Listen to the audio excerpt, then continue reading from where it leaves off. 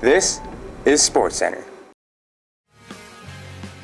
On the first ever edition of CentralCast SportsCenter, we're covering the 2021 football season. First, the game against Thompson, where Brendan Maggio had a field day with his wide receivers. Then to the Lisbon game as the Squirrels routed the Broncos.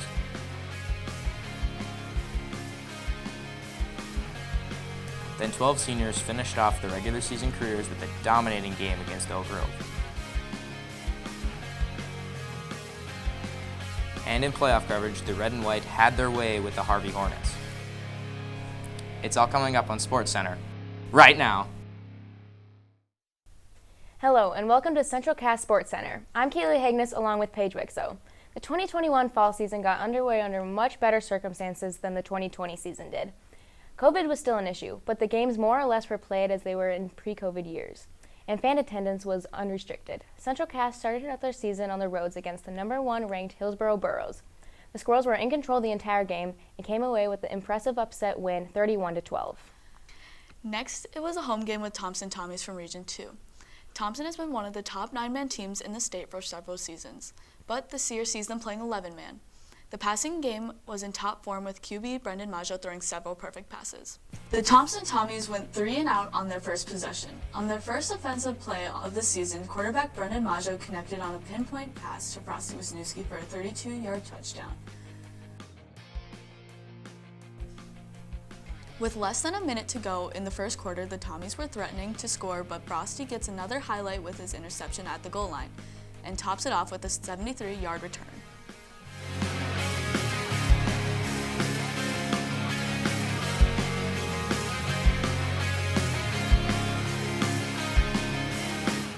That wasn't the only interception for the Squirrels. In the second quarter, Cade McKinnon, coming off a year on the sidelines because of a torn ACL, gets his own pick. Isaac Williams and Jacob Thompson also had interceptions later in the game. The front line was putting a lot of pressure on the Tommies quarterback throughout the game. Number 69, Nate Burley, gets a tackle for a 20-yard loss.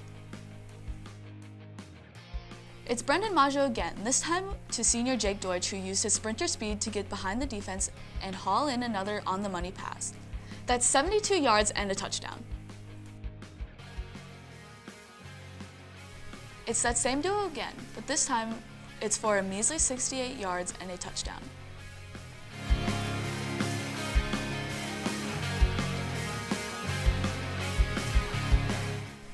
The Tommies were forced into a passing situation, so the defense could pretty much ignore any running threat. Tyler Crochet gets the sack for a 15-yard loss.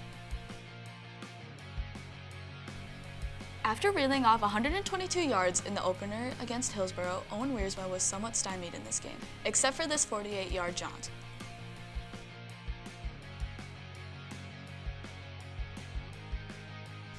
You can't really blame the defender on this one. He was right with Deutsch the whole time. But Maggio's pass was perfect again, 32 yards and another score.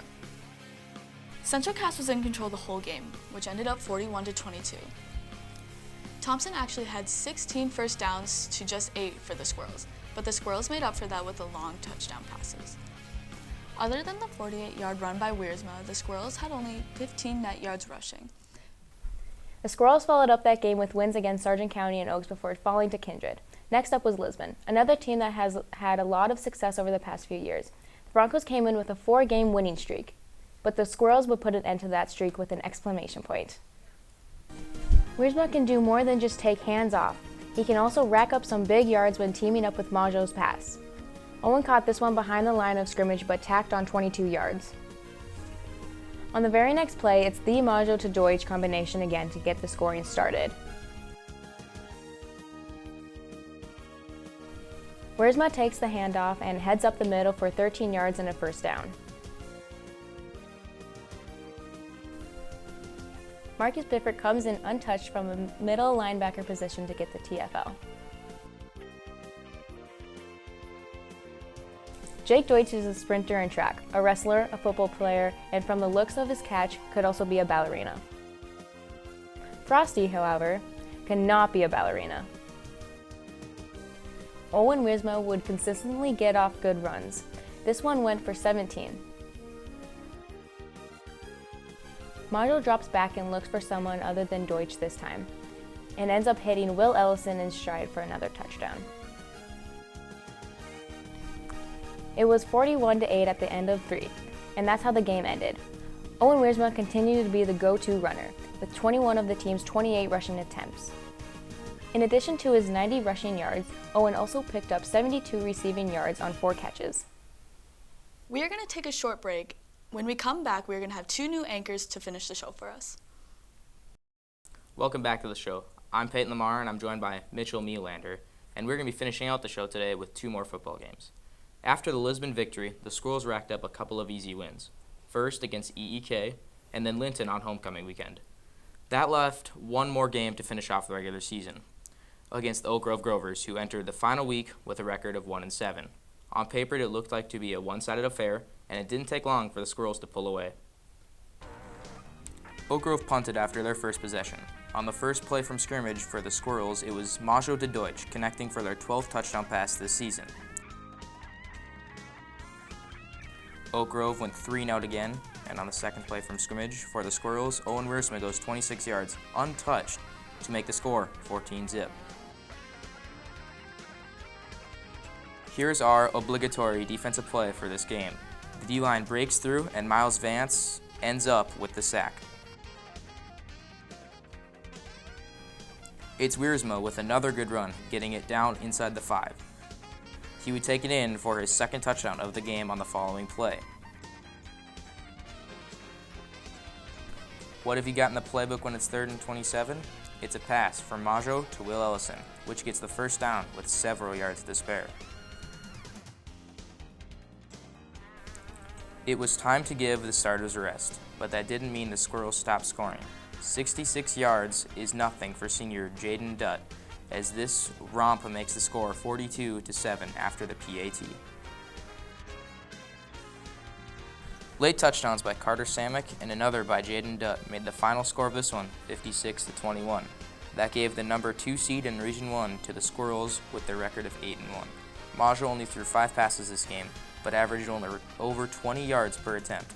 Dutt led the team in rushing yards, getting 95 on just 4 attempts. The win against the Grovers meant the Squirrels would be matched up with the number 3 seed of Region 2, the Harvey Hornets, with their 7-2 record. The Hornets had lost in the first round of the playoffs in each of the previous 5 years. The Squirrels were out to make that 6 in a row. They used a new wrinkle in their offense to take care of business. It took a while for the Squirrels offense to get going, but by lining up a new Wildcat formation, they finally break through, with Owen Wiersma taking the snap and running it from 30 yards out. Cade McKinnon came up with his 5th interception of the year to keep the Hornets out of the red zone. Owen again takes a direct snap, but this time does something new.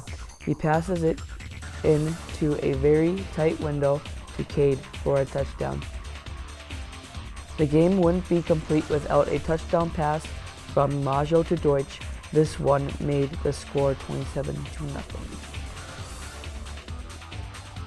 And the game still wouldn't be complete unless it had another touchdown connection between these two. Jake is barely able to get his fingers on it, but that's all he needs. Carter Verkota is a premier kicker in 11B. This field goal is good from 40 yards out. On the season, he was 40 of 42 on extra points, and also kicked 5 field goals during the season. Harvey scored late, but Isaac Wisniewski took the ensuing kickoff 70 yards for the final scoring play of the day, and Harvey was sent home with a 43-6 loss. The Squirrels more than doubled the Hornets in total yards and outrushed them 234-20. Owen's yard total was his best on the season. In the next playoff round, the Squirrels went up against Hillsborough in a rematch of the season opener. The Burros were a changed team since that first game, and they came out with the win 28-6. The season's final one-loss record for the Squirrels was 9-2, with both losses to the team that would make it to the Dakota Bowl All in all, a fine season for the 2021 Squirrel football team. Owen Wiersma, Jake Deutsch, Tyler Cruchet, Caden McKinnon, and Dylan Sell were named to the all-region team. Jake Deutsch set a school record with 16 touchdown receptions. Wiersma set the school record for rushing touchdowns with 20. And Cade led the team with 5 interceptions and 57 tackles. That's it for this edition of SportsCenter. Be watching for our volleyball recap, and once basketball season starts, we'll hopefully have a new show every 2 or 3 weeks. Subscribe to the CentralCast SportsCenter channel on YouTube to be notified of each new show as it is posted.